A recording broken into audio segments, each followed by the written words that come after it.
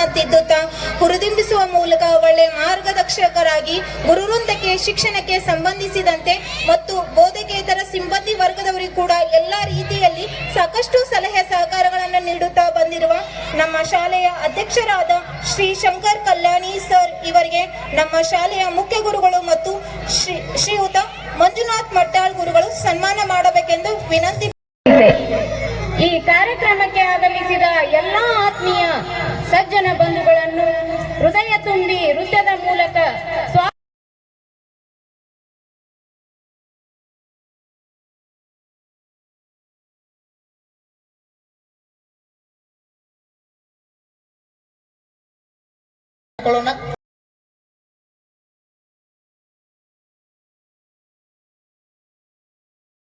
ಶಾಲೆಯ 2024-25ನೇ ಸಾಲಿನ ವಾರ್ಷಿಕ ವರದಿ. ಸರ್ವರಿಗೂ ಶುಭ ಸಂಜೆಯ ನಮನಗಳು. ಈ ಸುಂದರ ಅರ್ಥಪೂರ್ಣ ವಾರ್ಷಿಕ ಸ್ನೇಹ ಸಮ್ಮೇಳನ ಕಾರ್ಯಕ್ರಮಕ್ಕೆ ಆಗಮಿಸಿರುವ ಸರ್ವರಿಗೂ ಹೃದಯಪೂರ್ವಕ ಸ್ವಾಗತ ಬಯಸುತ್ತೇವೆ. ಆತ್ಮೀಯ ಪಾಲಕ ಬಂಧುಗಳೇ, ಈ ಕಾರ್ಯಕ್ರಮ ಸರ್ವರಿಗೂ ಒಂದು ಅವಿಸ್ಮರಣೀಯವಾದ ದಿನವೆಂದು ಭಾವಿಸುತ್ತಾ ಕೃಷ್ಣಾ ನದಿಯ ತೀರದಲ್ಲಿ ಮೊಸರಿನ ನಾಡು ಎಂದು ಪ್ರಖ್ಯಾತಿ ಪಡೆದು ರಾರಾಜಿಸುತ್ತಿರುವ ಕೋಲ್ಹಾರ್ ಪಟ್ಟಣದಲ್ಲಿ ಶಿವಲಿಂಗಪ್ಪ ಕಲ್ಯಾಣಿ ಮೆಮೋರಿಯಲ್ ಟ್ರಸ್ಟ್ ಬೆಳ್ಳುಬ್ಬಿ ನವಚೈತನ್ಯ ಪ್ರಾಥಮಿಕ ಹಾಗೂ ಪೂರ್ವ ಪ್ರಾಥಮಿಕ ಶಾಲೆಯು ಶಿಕ್ಷಣವನ್ನು ನೀಡುವ ಸೇವೆಯಲ್ಲಿ ಪ್ರತಿ ವರ್ಷ ಯಶಸ್ಸಿನ ಹಾದಿಯನ್ನು ನಮ್ಮ SKM ವಿದ್ಯಾಸಂಸ್ಥೆಯು ಇಂದಿಗೆ 21ನೇ ವಸಂತಕ್ಕೆ ಪಾದಾರ್ಪಣೆ ಮಾಡಿದೆ. ಈ ಸುಸಂದರ್ಭದಲ್ಲಿ 2024-25ನೇ ಸಾಲಿನ ಶಾಲಾ ವಾರ್ಷಿಕ ವರದಿಯನ್ನು ತಮ್ಮೆಲ್ಲರಿಗೂ ರಸದೌತಣವಾಗಿ ಉಣಿಸಲು ಇಚ್ಛಿಸುತ್ತೇವೆ. SKM ಟ್ರಸ್ಟ್ ಬೆಳ್ಳುಬ್ಬಿ ಇವರ ಅಧೀನದಲ್ಲಿ ಶೈಕ್ಷಣಿಕ ವರ್ಷ 2004 ಮತ್ತು 5ರಲ್ಲಿ ಕೇವಲ 20 ಜನ ವಿದ್ಯಾರ್ಥಿಗಳಿಂದ ಪ್ರಾರಂಭವಾದ ಶಾಲೆ 2024-25ನೇ ಸಾಲಿನಲ್ಲಿ 200ಕ್ಕೂ ಅಧಿಕ ವಿದ್ಯಾರ್ಥಿಗಳು ವ್ಯಾಸಂಗ ಮಾಡುತ್ತಿದ್ದಾರೆ ಎಂದು ಹೇಳಲು ಹೆಮ್ಮೆ ಎನಿಸುತ್ತದೆ. ಈ ಕಾರ್ಯಕ್ರಮವನ್ನು ಒಂದು ಪ್ರಾರ್ಥನಾ ಗೀತೆಯ ಮೂಲಕ ಪ್ರಾರಂಭಿಸೋಣ. ಪ್ರಾರ್ಥನಾ ಗೀತೆಯನ್ನು ತಮ್ಮ ಸುಮಧುರ ಕಂಠದೊಂದಿಗೆ ಹಾಡಲು ಬರುತ್ತಿದ್ದಾರೆ ನಮ್ಮ ಶಾಲೆಯ ಗುರುಮಾತೆಯರಾದ ಅಶ್ವಿನಿ ಹಂಡಿಗಿ ಮತ್ತು ಸ್ಮಿತಾ ಬಾಗಿ. ವಿಲಾಸ ಅಂದರು ಬಸವ, ಅದರಂತೆ ನಡೆದರೋ ನಡೆದಾಡು ದೈವ. ವಿದ್ಯಾದೇವಿಯಾದ ಸರಸ್ವತಿ ಮಾತೆಗೆ ಹಣೆಮಣಿದು ಶ್ರೀ ರೇಣುಕಾ ಯಲ್ಲಮ್ಮ ದೇವಿಗೆ ಪಾದಾರಂಧಗಳಿಗೆ ನಮಿಸಿ ಪಾದಗಳಿಗೆ ನಮಸ್ಕರಿಸಿ ವೇದಿಕೆ ಮೇಲೆ ಆಸೀನರಾದಂತಹ ಎಲ್ಲ ಗಣ್ಯರ ಅಪ್ಪಣೆಯ ಮೇರೆಗೆ ಹಾಗೂ ನನ್ನ ಆತ್ಮೀಯ ಪಾಲಕರ ಅಪ್ಪಣೆಯನ್ನು ಕೇಳುತ್ತಾ, ಈಗ ನೀವು ಕೆಲವು ಕ್ಷಣಗಳಲ್ಲಿ ನೋಡಿರ್ಬೋದು, ಇಬ್ಬರು ಹೆಣ್ಮಕ್ಳು ಈ ಸ್ಟೇಜ್ ಮೇಲೆ ಚುರುಕಿನಿಂದ ಓಡಾಡ್ತಾ ಇದ್ದರು. ಆ ಹೆಣ್ಮಕ್ಕಳು ಸ್ನೇಹ ಮೇತ್ರಿ ಹಾಗೂ ಸನ್ನಿಧಿ ಮೇತ್ರಿ ಅಂತ. ಅವರು ಜನ್ಮತಃ ಶ್ರವಣ ದೋಷ ಮತ್ತು ವಾಕ್ ದೋಷವನ್ನು ಹೊಂದಿದ್ದರೂ ಕೂಡ ಶಾಲೆಯಲ್ಲಿ ಪ್ರತಿಭಾನ್ವಿತ ವಿದ್ಯಾರ್ಥಿಗಳಾಗಿದ್ದಾರೆ. ನಾವು ಇತಿಹಾಸದಲ್ಲಿ ಕೇಳಿದಂತೆ ಅರುಣಿಮಾ ಸಿನ್ಹಾ ಅನ್ನುವಂಥ ಒಂದು ಹೆಣ್ಮಗಳು ತನ್ನ ಕಾಲನ್ನು ಕಳೆದುಕೊಂಡ್ರೂ ಕೂಡ ಮೌಂಟ್ ಎವರೆಸ್ಟ್ ಅನ್ನು ಏರಿ ವಿಶ್ವ ದಾಖಲೆಯನ್ನು ಮಾಡ್ತಾಳೆ. ಅದೇ ರೀತಿಯಾಗಿ ಈ ಮಕ್ಕಳಿಗೆ ಶ್ರವಣ ದೋಷ ಮತ್ತು ವಾಕ್ ದೋಷವಿದ್ದರೂ ಕೂಡ ಅವರು ನಾವು ಏನನ್ನೇ ಹೇಳಿದ್ರು ಕೂಡ ಅವರಲ್ಲಿ ಒಂದು ಗ್ರಾಸ್ಪಿಂಗ್ ಪವರ್ ಹಿಂಗೈತಿ, ಆರಾಮಾಗಿ ನಾವು ಸಣ್ಣೆಯಿಂದ ಹೇಳಿದ್ದನ್ನು ಆರಾಮಾಗಿ ಕಲ್ತ್ಕೋತಾರೆ. Physically disability is not. Sneha Maitri ಮತ್ತು ಸನ್ನಿಧಿ ಮೇತ್ರಿ ವೇದಿಕೆ ಮೇಲೆ ಬರಬೇಕು. ಇದೇ ಆ ವಿದ್ಯಾರ್ಥಿಗಳು. ಈ ವಿದ್ಯಾರ್ಥಿಗಳಿಗೆ ನೀವು ನಿಮ್ಮ ಚಪ್ಪಾಳೆಯ ಮೂಲಕ ಹುರಿದುಂಬಿಸಬೇಕು. ಒಂದು ಇಂಗ್ಲೀಷ್ ಒಳಗೆ ಒಂದು ವಾಕ್ಯ ಬರ್ತೈತಿ, physically disability is not barrier to success. ಅಂದರೆ ಯಾವುದೇ ದೈಹಿಕ ನ್ಯೂನ್ಯತೆ ಯಶಸ್ಸಿಗೆ ಅಡಚಣೆ ಆಗುವುದಿಲ್ಲ. ಅದೇ ರೀತಿಯಾಗಿ ಈ ಮಕ್ಕಳು ಅರುಣಿಮಾ ಸಿನ್ಹಾಗತೆ ಒಂದು ಯಶಸ್ಸಿನ ಉತ್ತುಂಗಕ್ಕೆ ಏರ್ಲಿ ಅಂತ ಹೇಳಿ ನನ್ನ 2 ಮಾತನ್ನು ಮುಗಿಸ್ತಾ ಇದ್ದೀನಿ. ಜೈ. PSI ಸಾಹೇಬ್ರವರ ಅತಿಥಿ ಪರಿಚಯ.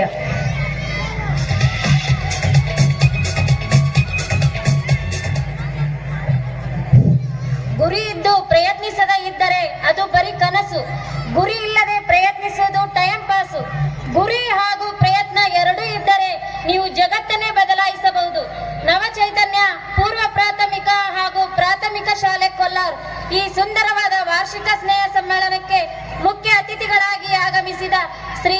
ಮಡಿವಾಳಪ್ಪ ಗೌಡ, ಬಸನಗೌಡ ಬಿರಾದರ್. ಈ ಒಂದು ಶಾಲೆ ಹೆಸರಲ್ಲಿ ಚೈತನ್ಯ ಅಂದರೆ ಒಂಥರ ಸ್ಫೂರ್ತಿ, ನವ ಚೈತನ್ಯ, ಹೊಸದಾದಂಥ ಸ್ಫೂರ್ತಿ. ಪ್ರತಿಯೊಂದು ಕ್ಷಣಕ್ಕೂ ನಾವು ಹೊಸದಾದಂಥ ಒಂದು ಸ್ಫೂರ್ತಿಯನ್ನು ನಾವು ಪಡೆಯುವಂಥ ಕಲಿಕೆ ಆಗಲಿ ಅಂತಕ್ಕಂಥ ಒಂದು ಮಹದಾಶೆ ಇಟ್ಕೊಂಡು ನವ ಚೈತನ್ಯ ಅಂತಕ್ಕಂಥ ಒಂದು ಹೆಸರನ್ನ ಈ ಶಾಲೆಗೆ ಇಟ್ಟಿದ್ದಾರೆ. ತಮ್ಮ ಮಕ್ಕಳು ಏನೋ ಕಲೀಲಿ, ನಾವೆಲ್ಲ ಕಷ್ಟಪಟ್ಟು ನಮ್ಗೆ ಕಲಿಯೋಕ್ಕಾಗಲಿಲ್ಲ. ನಾವು ಕಲಿಯುವಂಥ ಸಮಯದಲ್ಲಿ ಒಳ್ಳೆಯ ಶಾಲೆಗಳಿರಲಿಲ್ಲ, ಒಳ್ಳೆಯ ಶಿಕ್ಷಣ ಕೊಡುವಂಥ ಗುರುಗಳು ಇರಲಿಲ್ಲ. ಇಂಥ ಒಂದು ಪ್ರತಿಕೂಲ ವಾತಾವರಣದಲ್ಲಿ ಅಲ್ಲೊಬ್ರು ಇಲ್ಲೊಬ್ರು ಅಲ್ಪ ಸ್ವಲ್ಪ ವಿದ್ಯಾರ್ಜನೆಯನ್ನು ಮಾಡಿದ್ದಾರೆ. ಆದರೂ ಕೂಡ ಈಗಿನ ತಾಯಂದಿರು, ಈಗಿನ ಪೋಷಕರು ಏನು ಮಾಡ್ತಾ ಇದ್ದಾರೆ, ನನ್ನ ಮಗು ಕಲೀಲಿ, ನನ್ನ ಮಗು ಒಳ್ಳೆಯ ವ್ಯಕ್ತಿ ಆಗಲಿ, ನನ್ನ ಮಗು ಏನಾದರೂ ಒಂದು ಸಾಧನೆಯನ್ನು ಮಾಡಲಿ ಅಂತಕ್ಕಂಥ ಒಂದು ಆಶಾಭಾವನೆ ಇಟ್ಕೊಂಡು ತಮ್ಮ ಕಷ್ಟ ನಷ್ಟಗಳನ್ನು ಬದಿಗೊತ್ತಿ ಮಕ್ಕಳಿಗಾಗಿ ತಮ್ಮ ಜೀವನವನ್ನು ಅವರು ಸಮರ್ಪಣಾ ಮನೋಭಾವನೆಯಿಂದ ಮಕ್ಕಳಿಗೆ ಜೀವನದ ಒಂದು ಉನ್ನತಿಗಾಗಿ ಅವರು ಯಾವತ್ತೂ ಬಯಸ್ತಾ ಇರ್ತಾರೆ. ತಂದೆ ತಾಯಿಗಳು ದಿನನಿತ್ಯ ತಮ್ಮ ದೈನಂದಿನ ಕೆಲಸದಲ್ಲಿ ಹೋಗ್ತಾರೆ, ಹೊಲಕ್ಕೆ ಹೋಗ್ತಾರೆ, ಮನೆಗೆ ಹೋಗ್ತಾರೆ, ಎಲ್ಲ ಕಡೆ ಕಷ್ಟಪಟ್ಟು ಸಾಯಂಕಾಲ ಬಂದಾಗ ಅದೇ ಮಗು ಸ್ಕೂಲನ್ನು ಬಿಟ್ಟು ಮನೆಗೆ ಬಂದಾಗ ಆ ಮಗುವಿನ ಮುಖವನ್ನು ನೋಡಿದಂಥ ತಂದೆ ತಾಯಿಗಳು ಖುಷಿ ಆಗ್ತದೆ. ತಮ್ಮ ದೈನಂದಿನ ಜೀವನದ ಏನು ಕಷ್ಟಗಳಿದ್ದಲ್ಲ, ಏನೋ ಶ್ರಮ ಆಯಾಸ ಆಗಿದ್ದು ಆ ಮಗುವಿನ ಮುಖ ನೋಡಿದ್ರೆ ಆ ತಂದೆ ತಾಯಿ ಶಾಂತಿ ಅನ್ನಿಸ್ತದೆ ಮನಸ್ಸಿಗೆ. ಆಡಿಬಾ ಎನಕಂದ ಅಂಗಾಲ ತೊಳೆದೇನ, ತೆಂಗಿನ ತಿಳಿನೀರ ಎಳೆನೀರ ತಕ್ಕೊಂಡು ಬಂಗಾರದ ಮಗವ ತೊಳೆದೇನ. ನೋಡ್ರಿ ಹೆಂಗಿದೆ. ಆಡಿಬಾ ಎನಕಂದ ಅಂಗಾಲ ತೊಳೆದೇನ, ತೆಂಗಿನ ತಿಳಿನೀರ ಎಳೆನೀರ ತಕ್ಕೊಂಡು ಬಂಗಾರದ ಮಗವ ತೊಳೆದೇನ. ಪ್ರತಿಯೊಬ್ಬ ತಂದೆ ತಾಯಿಗೆ ತಮ್ಮ ಮಕ್ಕಳು ಅಮೂಲ್ಯನೇ, ಶ್ರೇಷ್ಠನೇ. ಮಗು ನೋಡಿ, ಮಗುವಿನೆಲ್ಲ ಭಾವನೆಗಳು ಹೆಂಗಿರ್ತಾವಪ್ಪ ಅಂದ್ರೆ, ಬಹಳ ಮಗು ಒಂದು ಹುಟ್ಟುವಾಗಲೇ ಕುವೆಂಪು ಅವರು ಹೇಳ್ತಾರೆ ಒಂದು ವಿಶ್ವಮಾನವ ಸಂದೇಶದಲ್ಲಿ, ಮಗು ಹುಟ್ಟುವಾಗಲೇ ವಿಶ್ವಮಾನವನಾಗಿ ಹುಟ್ಟುತ್ತದೆ. ನೋಡ್ರಿ, ಮಗು ಹುಟ್ಟುವಾಗಲೇ ಏನಾಗಿ ಹುಟ್ಟಿರ್ತದೆ? ವಿಶ್ವಮಾನವನಾಗಿ ಹುಟ್ಟುತ್ತದೆ. ವಿಶ್ವಮಾನವ ಅಂದ್ರೆ ಪರಿಪೂರ್ಣ ವ್ಯಕ್ತಿಯಾಗಿ ಹುಟ್ಟಿರ್ತದೆ ಮಗು ಹುಟ್ಟುವಾಗ. ಆ ಹುಟ್ಟಿದ ಮಗುವಿಗೆ ಯಾವುದೇ ಜಾತಿ ಗೊತ್ತಿಲ್ಲ, ಧರ್ಮ ಗೊತ್ತಿಲ್ಲ, ಭಾಷೆ ಗೊತ್ತಿಲ್ಲ, ಮತ ಗೊತ್ತಿಲ್ಲ, ಭೇದ ಭಾವ ಗೊತ್ತಿಲ್ಲ, ದೊಡ್ಡವ ಸಣ್ಣವ ಅಂತಕ್ಕಂಥ ಮೇಲರಿಮೆ ಕೀಳರಿಮೆ ಇಲ್ಲ. ಯಾವ ಈ ಪ್ರಪಂಚದ ಜಂಜಟಗಳಿಲ್ಲದೆ ಮಗು ಹುಟ್ಟುವಾಗಲೇ ವಿಶ್ವಮಾನವನಾಗಿ ಹುಟ್ಟಿರ್ತದೆ. ಅದಕ್ಕಲ್ಲೇ ಆ ಮಗುವನ್ನು ನೋಡಿದಾಗ ಪ್ರತಿಯೊಬ್ಬರು ಮಗುವನ್ನು ಎತ್ಕೋಬೇಕು, ಮಗುವನ್ನು ಮುದ್ದಾಡಿಸ್ಬೇಕು, ಮಗುವನ್ನು ಪ್ರೀತಿಯಿಂದ ಅಂತಃಕರಣದಿಂದ ಪ್ರತಿಯೊಬ್ಬರು ಗೌರವಿಸ್ತಾರೆ.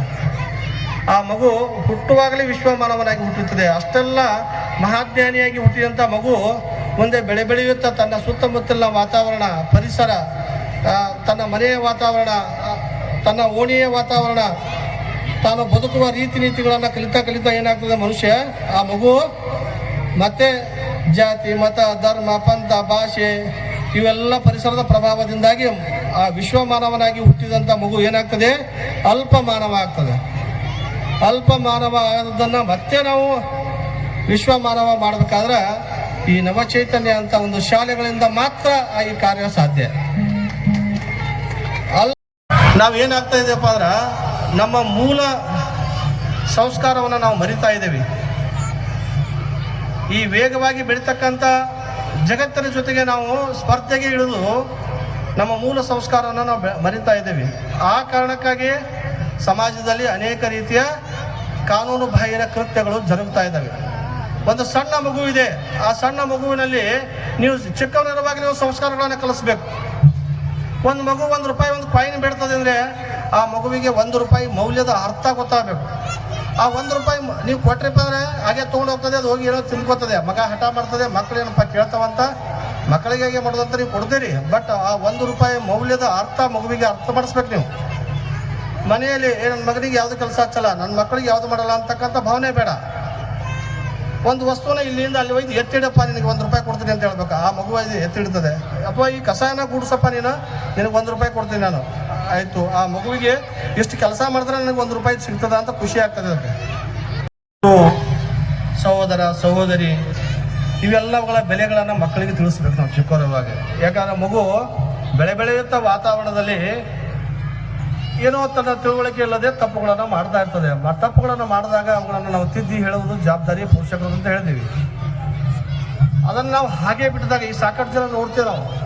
ನೀವು ಮಕ್ಕಳ ಬಗ್ಗೆ ನಿರ್ಲಕ್ಷ್ಯ ವಹಿಸಿದ್ರೆ ಆ ಮಗು ಏನಾಗಿ ಬೆಳೀತದಪ್ಪ ಅಂದ್ರೆ ನಿಮ್ಗೆ ನಿಮ್ಮ ಊಹೆಗೂ ನಿಲುಕದಂತ ಮಗು ಹಾಳಾಗಿ ಹೋಗ್ತದೆ. ಪ್ರತಿ ಕ್ಷಣದಲ್ಲಿ ಆ ಮಗುವಿನ ತಿದ್ದುವಂಥ ಕೆಲಸ ಆಗಬೇಕು. ಪ್ರತಿಯೊಂದಕ್ಕೂ ಒಂದು ಪರಿಹಾರ ಇದೆ. ಸಾಕಷ್ಟು ಜನ ಯುವಕರು ತಮ್ಮ ಜೀವನವನ್ನು ಹಾಳು ಮಾಡ್ಕೊಳ್ತಾ ಇದ್ದಾರೆ. ಮಾದಕ ವ್ಯಸನಗಳು, ಸರಾಯಿ ಕುಡಿತ, ದುಶ್ಚಟಗಳ, ಧೂಮಪಾನಗಳ ಸೇವನೆ ಇವುಗಳಿಗೆ ಸಿಗದ ಹಾಗೆ ಮಕ್ಕಳು ಏನು ಮಾಡಬೇಕಪ್ಪ ಅಂದ್ರೆ ನಾವು ಅಬ್ಸರ್ವೇಷನ್ ಮಾಡಬೇಕು. ಅಬ್ಸರ್ವೇಷನ್ ಮಾಡಿ ಆ ಮಕ್ಕಳನ್ನು ತಿದ್ದುವಂಥ ಒಂದು ಕೆಲಸಗಳಾಗಿದ್ದೆ ಆದ್ರೆ ಒಂದು ಒಳ್ಳೆಯ ಭವಿಷ್ಯವನ್ನು ನಾವು ಮಕ್ಕಳಿಗೆ ನಿರ್ಮಿಸಿಕೊಟ್ಟಂಗೆ ಆಗ್ತದೆ. ಪೋಷಕರು, ಪಾಲಕರು ಎಲ್ಲರೂ ಕೂಡ ಒಂದು ಮಹತ್ತರವಾದಂಥ ಜವಾಬ್ದಾರಿನ ಮಾಡಿ ಮಕ್ಕಳನ್ನು ಒಳ್ಳೆಯ ರೀತಿಯಿಂದ ಬೆಳೆಸೋಣ. ಒಂದು ಈ ಶಾಲಾ ಮಂದಿರಗಳಲ್ಲಿ ಮಕ್ಕಳಿಗೆ ಒಂದು ಒಳ್ಳೆಯ ಶಿಕ್ಷಣ ಇನ್ನು ಮುಂದಿನ ದಿನಮಾನಗಳಲ್ಲಿ ಕೂಡ ಇನ್ನೂ ಹೆಚ್ಚು ಶಿಕ್ಷಣ ಮಕ್ಕಳಿಗೆ ಸಿಗಲಿ ಅಂತಕ್ಕಂಥ ಒಂದು ಮಾತನ್ನು ಹೇಳುತ್ತಾ ನಮಗೆ ಮಾತನಾಡೋಕ್ಕೆ ಅವಕಾಶ ಮಾಡಿಕೊಟ್ಟು ಈ ವೇದಿಕೆಯಲ್ಲಿ ನಮ್ಮನ್ನು ಸನ್ಮಾನಿಸಿದ ಶಾಲಾ ಆಡಳಿತ ಮಂಡಳಿಗೆ ಹಾಗೂ ಇಲ್ಲಿ ನೆರೆದಂಥ ಎಲ್ಲ ಪೋಷಕರಿಗೆ ಹಾಗೂ ವಿದ್ಯಾರ್ಥಿಗಳಿಗೆ ಮತ್ತೊಮ್ಮೆ ಈ ಕಾರ್ಯಕ್ರಮಕ್ಕೆ ಅತಿಥಿಗಳಾಗಿ ಆಗಮಿಸಿದ ಶಿಕ್ಷಣದ ಪ್ರೇಮಿಯಾಗಿದ್ದು ಸದಾ ಶಿಕ್ಷಣದ ಕುರಿತು ಚಿಂತನೆಗಳನ್ನು ಹೊಂದಿದ್ದು ಸಾಹಿತ್ಯದ ಲೋಕದಲ್ಲಿಯೂ ತಮ್ಮದೇ ಆದ ಛಾಪನ್ನು ಮೂಡಿಸಿರುವ ಶ್ರೀಮತಿ ನಿರ್ಮಲಾ ಶಿವಾನಂದ್ ಶೀಲ್ವಂತ್ ಇವರು ತಮ್ಮ ಮನಸ್ಸಿನ ಮಾತುಗಳನ್ನು ಹಂಚಿಕೊಳ್ಳಬೇಕಾಗಿ ಕೇಳಿಕೊಳ್ಳುತ್ತೇನೆ. ತಾಯಂದಿರೇ, ಗುರುವೃಂದವೇ, ಗುರುಮಾತೆಯರೇ, ಮುದ್ದು ಮಕ್ಕಳೇ, ಇವತ್ತಿನ ಒಂದು ಕಾರ್ಯಕ್ರಮ ಈ ಶಾಲೆ ಹೆಸರೇ ಹೇಳುವಂತೆ ನವ ಚೈತನ್ಯವನ್ನು ತುಂಬತಕ್ಕಂಥ ಒಂದು ಕಾರ್ಯಕ್ರಮ. ಈ ಮಕ್ಕಳ ಒಂದು ಅನಿಸಿಕೆಗಳನ್ನು ಕೇಳಿದಾಗ ನಮಗೆ ತಿಳಿತು ಈ ಕ್ಷೇತ್ರ ಎಷ್ಟು ಸಾಧನೆಯ ಹಾದಿಯಲ್ಲಿ ಐತಿ ಅಂತ ಹೇಳಿ. ಈಗ ಮೊದಲನೇದಾಗಿ ಶಿಕ್ಷಣ ಮಾನವನನ್ನು ಪೂರ್ಣ ಮಾನವನನ್ನಾಗಿ, ಅಷ್ಟೇ ಏಕೆ ದೇವ ಮಾನವನನ್ನಾಗಿ ಮಾಡುವಂಥ ಒಂದು ಪವಿತ್ರ ಸಾಧನನ ಶಿಕ್ಷಣ.